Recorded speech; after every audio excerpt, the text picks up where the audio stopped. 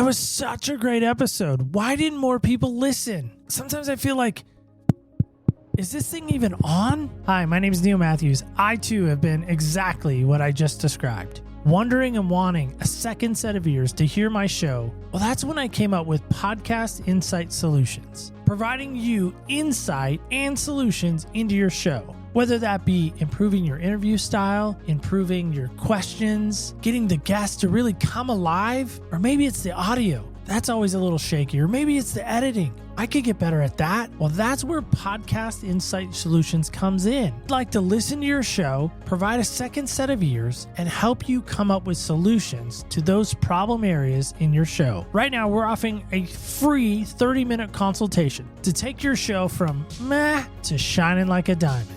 At Podcast Insight Solutions, we're transforming podcasts with expert insight. Book your consultation today.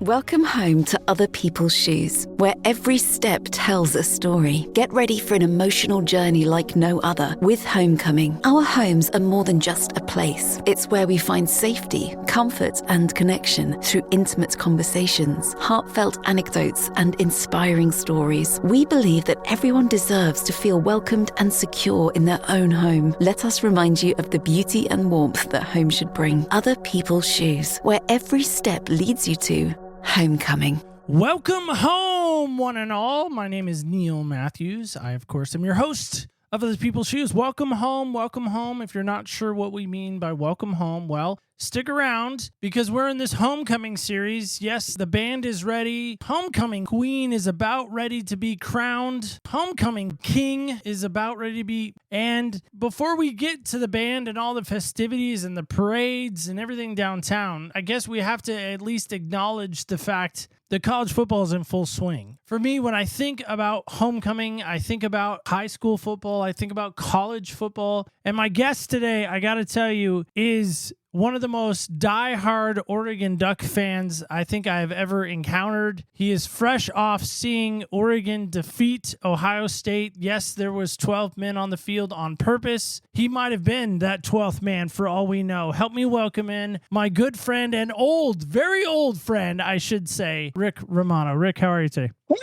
Yeah, pretty good. Pretty good. Living the dream. Coming off that Ohio State win, you just got to be just beaming with Oregon green and shining like the Oregon gold of old. Hey, it was a great atmosphere to be at. You should have told me. I would have piped in some crowd noise. We could have recorded that. You could probably go on and just put some crowd noise behind this for all your podcasts. Yeah, it was fun. Probably one of, the best games that I've been to in that sense. The atmosphere was pretty cool. And the right team won. Did you charge the field at Autzen? I did not. So you said I'm probably the biggest fan. I am not the biggest fan compared to my son. Now you remember John and two of his sisters, they went on the field at the end of the game. Of course, they had to wait 5 minutes because that's what it says at the end of it. Do not go onto the field for 4 to 5 minutes. Nobody listened. Obviously, if you watched the game, and I'm sure you did. They had a countdown timer. You had to wait 5 minutes before you went on the field?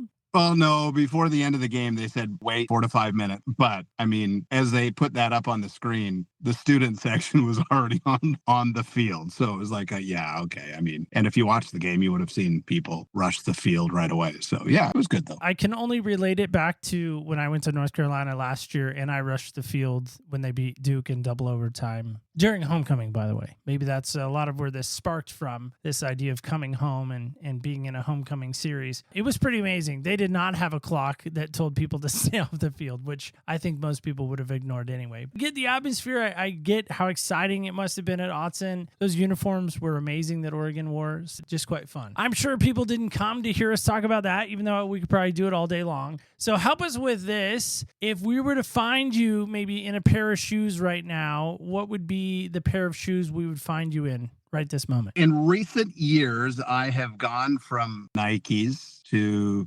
Puma. I wear a lot of Puma shoes. I am wearing a nice white pair of Pumas with the blue stripe. Why Puma and not Nike? Well, I think that Nikes are uncomfortable. Pumas are more comfortable. For me, I do have a wide foot. Maybe Nike doesn't like my fat foot. Puma likes it a whole lot more. All right. So I don't own Pumas and I don't own Skechers. So are you telling me I need to go out and maybe try on a pair of Pumas and really see what it's like to be you in your Puma shoes? Is that what you're telling me? Yeah, maybe Puma's where it's at. I can't remember the last time that I don't think I've ever bought Skechers. Not sure about that. I won't wear Skechers. I just won't. Oh, okay. Even if somebody sent me a pair of Skechers, even if Skechers called me and says, listen, you're a shoe kind of show, we'll sponsor the show, but you have to wear Skechers, kind of like a Jordan deal or like a signature shoe kind of thing, we'll make a signature Skechers If they were shoes. paying you, if they were your sponsor, you would wear. No, I wouldn't. I would gladly smile, politely turn them down. No, thank you. No, I think you would wear it if they sponsored your show, gave you $100K a year. Well, I would just send that overseas because isn't that where we're supposed to send all of our money is overseas? So help us with this because my idea of coming home now looks a lot different. My wife and I have recently finished building our house. We've been in it now since last May. We're coming up on our first Thanksgiving. We're coming up on our first Christmas in our new home. It's very awesome. I have the shoe shack that is just right off of the house. So it's my own little domain. As you can see in the background, it is adorned in a lot of Oregon Duck stuff. No, it's not actually. Nothing here says Oregon at all. It's so comfortable coming home. It's so safe coming home. I feel protected and I feel warm and fuzzy. And I know it's just a house and it's just a material thing. When you think about coming home, where do you think about coming home to? That is a tough question. In our family, we have lived the last 13 years in the Dominican Republic. Going on 14. Before that, we were in Mexico for 6.5 years. Before that, we were in the Northwest in Washington. I grew up in Canada. Tammy grew up in Oregon. Home, it's where we're at. So for us right now, our home has been the last 13 years in the Dominican Republic. That's where we call home. We come back to the state and visit, but we don't call this home anymore. There's stuff that we have that's here. We come back and visit family. Last year and a half now, I lost both my parents. They were from Canada. The last time I was in Canada, when my mom passed, I said to my daughter that I'm not sure whether we'll make it back. And there's nothing drawing us back there where my folks were the last 20 years. So you wouldn't even consider at this point Canada home for you? No, we left Canada we've been on the mission field for 20 years. So probably like 24 years ago was when the last time that we lived in Canada in a church out north of Toronto, Ontario, above Buffalo, New York. And just in case your listeners don't know where Toronto is. I appreciate the geographical help on that. Yeah. Rick, what possesses somebody, and this is what's always fascinating to me when I talk to lifetime missionaries, it feels like I consider anybody 10 plus years of a lifer mission work. What possesses somebody to say, okay, I'm going to give up the comforts of the United States. It's comfortable here. There's freedoms here. There's certain levels that come with being an American. I'm key up Lee Greenwood. Some people have this proud to be an American type attitude. And I'm wondering for you and maybe even Tammy, I know you don't want to necessarily answer for your wife, but answer for you specifically. Sometimes you guys are simpatico in a lot of your answers. Okay, I'm going to forfeit my life in the States to go to the Dominican Republic. I've been to the Dominican Republic, by the way. The tourist side of things, back in December, my family and I took a cruise from Miami. One of our stops was the DR. We drove through and it was very poor. It reminded me a lot of Mexico, a lot of Ensenada. That's where you guys were when I met with you guys. Young Rick to say, okay, yep, raising my hand, I'm going to go overseas or I'm going to go become a missionary. It goes way back to even the first time that I ever stepped foot into an evangelical church. And it was the first Sunday. I was in 8th grade and sat in the last row of the balcony. The speaker was a missionary from Africa, and he shared some stories. And I thought, hey, I want to be a missionary. Fast forward many years, even in the years that I was struggling as a teenager, living my own life, I still in the back of my mind thought, oh, I think that God is calling me to the mission field. And then Tammy and I meet, we go into full-time ministry. And again, I went to college to be a missionary. Tammy and I met. We both felt calling missions. Entered ministry. I was a pastor for 13 years. That whole time as we're pastoring in one church or another, we still felt called to go to the mission field. And then it finally happened 13 years later and 20 years on the mission field. We wouldn't change anything, would not change a minute for what God is doing in and through us as we live life in the Dominican Republic. Being able to see life change firsthand, pretty cool. You don't regret it at all?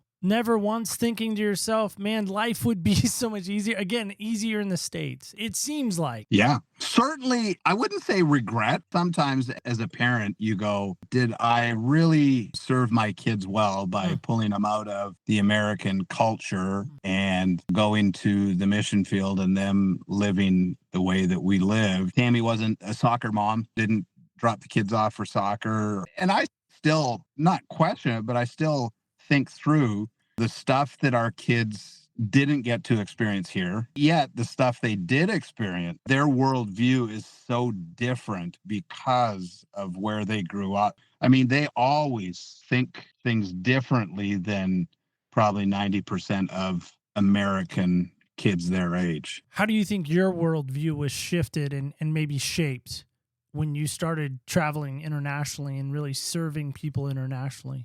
We certainly had a heart for people who were less fortunate. As we were involved in ministry and churches in the Northwest, we always gravitated to those. We always did things to reach out to the least of these. Matthew 25, 35, and 36, and then verse 40 has always spoken to us. When we see somebody who's hungry, thirsty, a stranger, sick, or in prison, what are we going to do? The ministry that we started 10 years ago is called Mission 2535, and it comes from Matthew 25, 35, and 36. He's not asking us to eradicate poverty. He's just asking us to do the common, decent thing. And so when we see people who are in need, we need to do the common, decent thing. And that's what he's asking us to do. He's not asking us to do the impossible. He's not asking us to go out and to heal people. He's just asking us to give water, give clean water to those who are thirsty, to feed the hungry, to clothe the naked, to visit those who are sick or in prison. Our worldview in that has changed because we're trying to live that out each and every day. And so when we have people that come and on short-term mission trips, that's one of the things that I say. You don't have to get on a plane and fly 1,000 miles or 10,000 miles. You can serve, you can do what you've done with us back home. That's the key, is that how many of us walk from our car to work or from our house to the car and go with eyes wide open and look for ways to serve those who are less fortunate. I think that's where our worldview has always looked out for. They just need a hand up, not a handout, just a hand up to what we're trying to do. Well, you mentioned your work in the Dominican Republic and the years of being there. For those of us that maybe have never been, what would you say the greatest challenges that the Dominican Republic really faces that you're seeing firsthand that maybe we're not seeing on the ABCs, the Foxes, the CBS, the news network? Because it seems like nobody really cares about the DR. We hear about Haiti, seems to be a hotbed, but we don't really care about the DR, it seems like. Unless they're a baseball player, then we might care. Probably the reason that you don't hear about the DR is many Americans go to the Dominican Republic. They go to certain areas like Punta Cana or all the other resorts in the country. And so they go, wow, that's not that far removed, or they're not that far off. Why help them? Haiti's a mess right now. Again, developing countries are developing countries. There's such a discrepancy from the rich to the poor. We're just trying to help. We're creating jobs. We're helping with just the basic necessities. And I would say, obviously, one of the things that we look at, they need Jesus. Everywhere we look, there's people who don't know Jesus. The churches aren't that full in the Dominican Republic. Being able to share the gospel with young kids in the jail, in juvenile detention centers, in youth rehabilitation centers, or in orphanages, you name it, just being able to share the gospel with people. That's huge. You mentioned sharing the gospel. I'm going to ask you to go in your Wayback Machine, maybe, to think about your time in the States, the time in Mexico, and this time in the DR. Hardest places to share the gospel has been where for you? I would probably say in Canada, when we were in Canada. Canada is very different than the States. I would say the easiest place for us to share the gospel is on the mission field. The hardest place would have been Canada and even the Northwest. In Canada, your faith is very private. Even trying to talk to a friend or a relative about Jesus. Yeah, that's what you believe. That's not for me. In Mexico and in the Dominican Republic, we are very open. It's a whole lot harder in the United States now than it used to be. And again, I think since COVID, things have very polarized now. It's been a lot different. And I think the political arena has not helped. So you talk about, again, the DR and the challenges that they encountering. What are you guys seeing, again, firsthand, that if somehow people were like, you know what, I want to give, I can't get there myself, but maybe I can give a financial gift or something of that nature. What kind of needs are you seeing that are great, that maybe you guys as your ministry are running into struggles that you're like, hey, if we had more funding or more this or more that, we could definitely do more and be more? A couple hurricanes back, I would probably say 5, 6 years ago. I think it was somewhere in there. It was the two hurricanes that really hit Puerto Rico. And I think the first one was Irma and then Maria. They hit a week or two apart. When those hurricanes hit, it hit the DR, but it was offshore. It was about 100 miles. At that point, we had people in our area.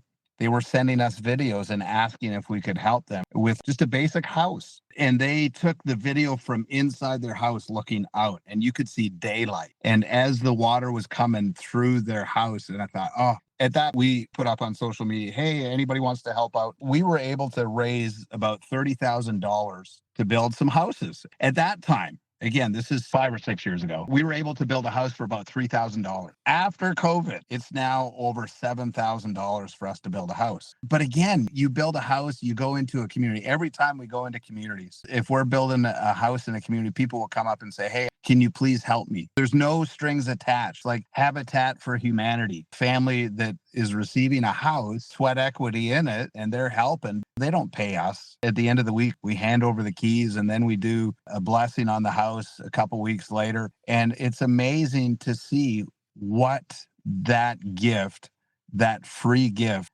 does. And then again, we're able to share the gospel through that process. And we have seen many come to faith because of building a house. It's their own homecoming.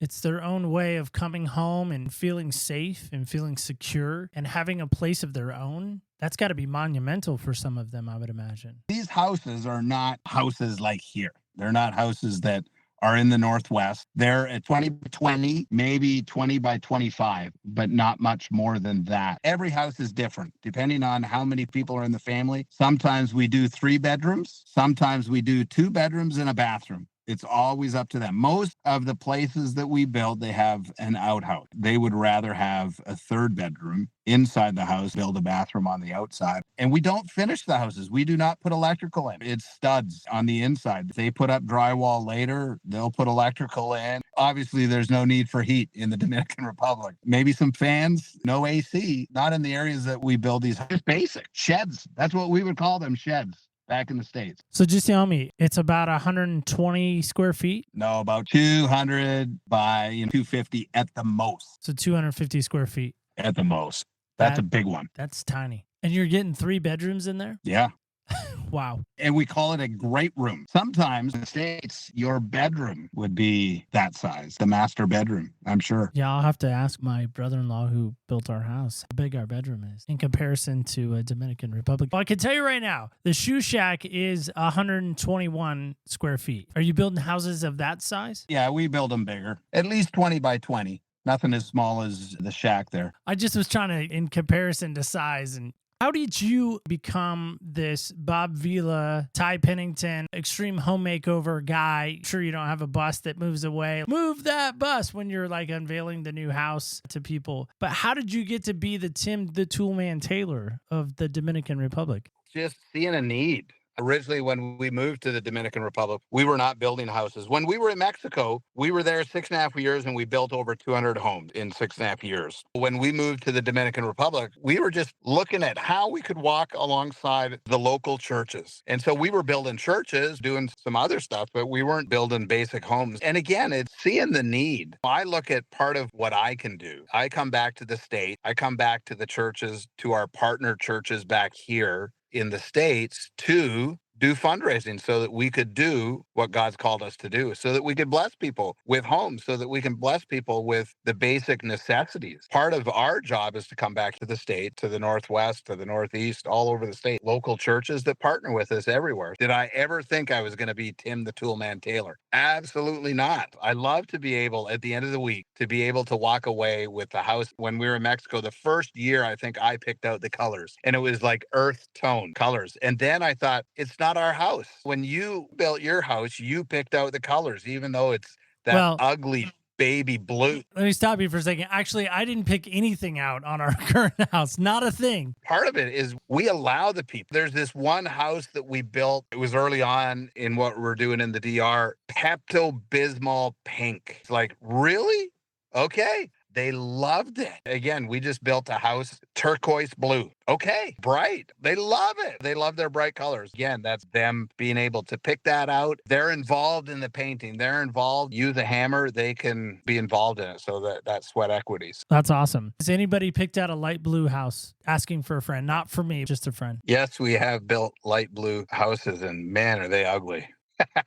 I want to tell a story. It really broke my heart when you guys were in Mexico, you and your wife, Tammy, and John, and the girls were still at home. This is how long ago it is now, because your girls are married. John's married now. One is married now. I'm trying to speak that into existence, the second one, just so you know. Please do. You guys were in Mexico. You were in Ensenada. Your wife had taken us to Durango, of all places, this remote area away from Ensenada. We were on this bumpy road forever. We get to this empty field, and then this gigantic, it seemed like 2-story building. The kids were playing soccer. We were handing out rice and beans. And I just remember being so humbled. They were living in storage units and they were pickers. Last night, actually, I just watched the movie with Kevin Costner, McFarlane, and it's about this team in Central California. The Mexican kid joined this cross-country team and they will go on to win state. And it made me think about that time in Mexico again, and I knew we were going to be sitting together today. It just broke my heart. I just saw so much poverty. And I'd been to Mexico a number of times. I'd been to Cancun. I'd been to Ensenada. I've been to the touristy things of Mexico. Poverty quite like this in Mexico. You had a guy there, Faustino. I remember that name. I don't know why and how the heck I pulled that out of. I remember being down there and seeing the work that you guys did and the accomplishments that you guys were a part of. I leave Mexico if things are so good to go to the DR.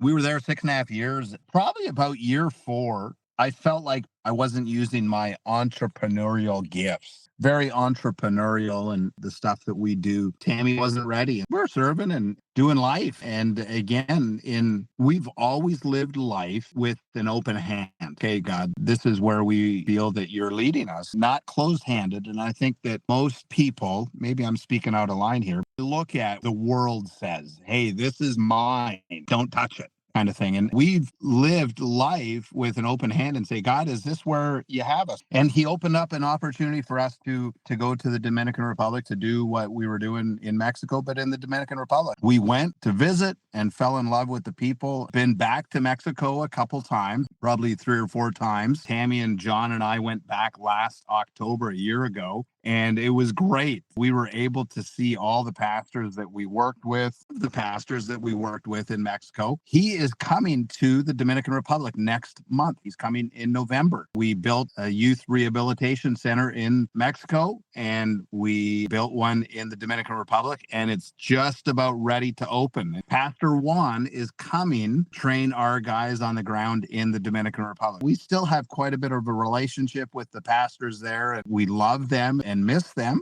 understanding that God's in control and that he is leading. For us, we just felt like our time was done in Mexico. We were looking for somebody else to take it to the next level. And that's where we had felt, okay, maybe we're not the right people to take it to the next level.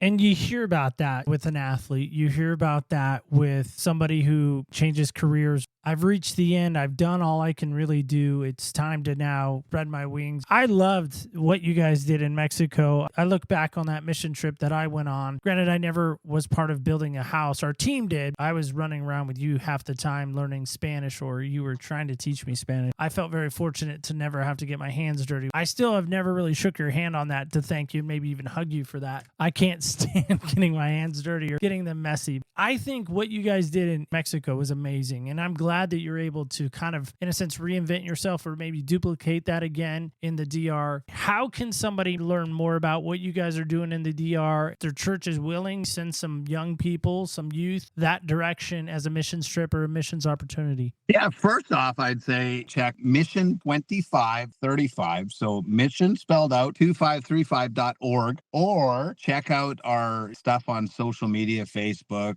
Instagram. Contact us. We'd love to have your church or your youth group. We had a college come from Pennsylvania this last year, technical school, come out the last couple of years. They came and did a trip. A couple of friends that bring their business associates on a trip. They build a house. What a great way to build community among your coworkers. Again, it doesn't have to be a church. It can be families that come. It can be a school, but yeah, could always use help. Well, that's kind of what I was thinking is you always need bodies. You always need some people to come out, share in the vision, share in the ministry, share of what's going on. They get I think a life-changing experience. I still kind of kick myself because we didn't make my daughter really go on a mission trip during her high school years. And now we're at the end of her high school years. She may get her own mission trip in life called real life. We never sent her like to a Mexico or to like a DR or something like that. I think being an only child, being the this is mine mentality, because again, being the only child, she never had to share anything. Well, you have winter break and you also have spring break. That's true. Neil. That's true. You can bring her. I could send her on a plane, send her to Rick and Tammy. They'll take good care of Adia, right? All right. Well, Rick, let's finish up with our game. I'm excited about this. So here's our game that we're going to do at the end of the show. It's now that time in the show to play the fastest growing game in the podcast world. We call it Heel Hustle. Today our guest will try to answer all 6 of these questions in 60 seconds or less to win an Amazon gift card. Amazon not responsible for this commercial spot, nor did they pay to let us use their name. Audience, feel free to play at home. Are you ready? Let's put 60 seconds on that clock. Ready, set, hustle! The game begins in 3, 2. One person you would trade places with for a week. Neil Matthews. Oh, good job. Yeah, sure. A guilty pleasure in life. Coming to a Ducks game. Nice. Best compliment you ever received. Who's that sexy man? Nice. Worst piece of advice you've ever received. Wear Nikes. Yeah, probably true. What is something that never fails to make you laugh? Thinking back to, those moments that, you laughed that one time. I can always think back when John, back in Mexico and he fell in a hole. And whenever I think of John falling in a hole, I always laugh. And we always talk about it as a family. Remember that time. So anyway. All right. And then our last one. What is something that you wish you were better at? Man, I think I'm really good at everything. I know, yeah. You're amazing at everything. I have no musical ability. No musical abilities? I don't have a musical bone. Nothing. So no guitar. I do make a joyful noise. No mandolin. Nope. No organ Nope. player. Nothing. I play the radio pretty good. Wow. You're dating yourself when you say radio, by the way. I can turn on Sirius. All right. Or Pandora. There you go. That's better. Better. Spotify. Little better. Spotify. Now you're with the kids. All right. We don't have that in the DR. We can't get that. So that's, Oh, that intrigues me. What kind of music can you get in the DR? We do have Amazon Music or Apple Music, but okay. You can't do Spotify, or you can't do, I think you can do it if you hide your IP address. I just learned that on Sunday. Somebody was saying they were hiding their IP address so they could watch Cleveland Browns games. Why would you want to do that? Would never hide my IP address. Just saying, if the government is listening, I don't do that. I don't do that, right?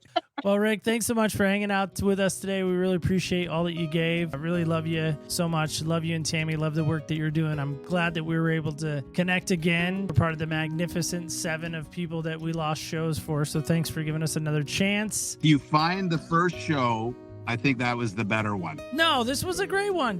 This was amazing. You were great. All right, guys and gals, kids and campers alike, that is it. That is all. That is our show today. How are you today? What did you hear? What did you take away from today's show?